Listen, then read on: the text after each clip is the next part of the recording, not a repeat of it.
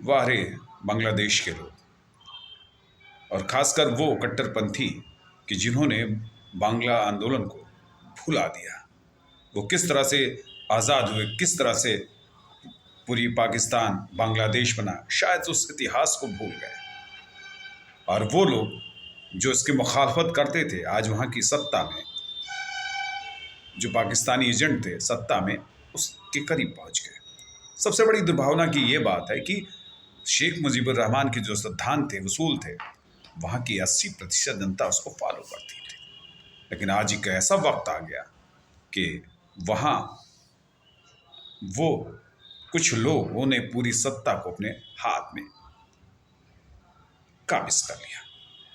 अभी वहाँ की करेंसी पर वहाँ की यूनुस परवेज की कार्यकारी सरकार ने रोक लगा दी है, यानी मुजीबुर रहमान का तस्वीर उस फोटो से,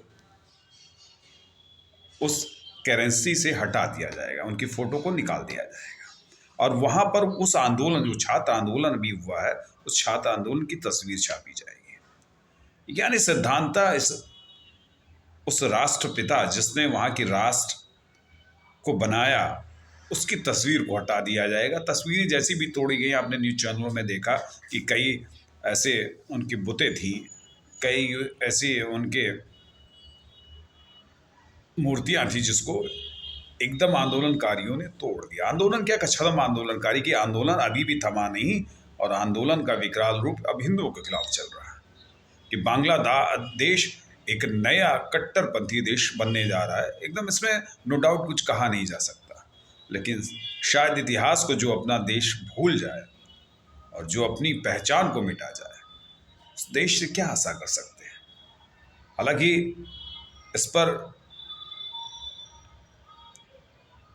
शेख बेगम हसीना ने तमाम सी प्रतिक्रिया से पहले भेदी कि आप अल्पसंख्यकों को नहीं बचा पा रहे हैं। यूनुस परवेज शायद वही एजेंट हैं जो छात्रों के एजेंट के, भले उन्होंने नोबेल प्राइज़ पाया हो, लेकिन वो ठीक तौर पर वहाँ की व्यवस्था के एकदम विपरीत काम कर रहे हैं। शायद जो ताना बाना था बांग्लादेश का, उसको तोड़ने की भी वो कोशिश कर रहे हैं। लगातार अगर इस तरह से भी हुआ तो क्या क्या बांग्लादेश कुछ और कर सकता है, कुछ और बना सकता है?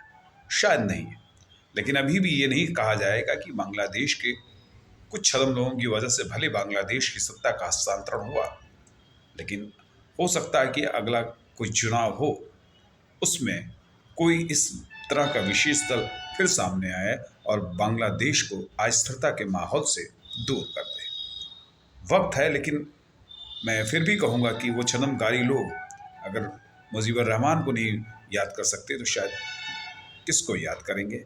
ये कहना बहुत ही वाजिब मेरा है, इसलिए कि अगर मुजीबुर रहमान साहब को उन्होंने भुला दिया तो अपने इतिहास को पूरी तरह से भुला दिया, और अपने साथ जो कुछ उनके साथ पाकिस्तानियों ने किया उसको भी भुला दिया। और अब पाकिस्तानियों से जब वह हथियार पाकिस्तान से खरीद रहे हैं, तो बांग्लादेश, वही मैं कहूँगा कि जो वहाँ का एक तरफ एक जो फ़िरका था जो हमेशा बांग्लादेश के आंदोलन के विरोध में रहा, पाकिस्तानियों को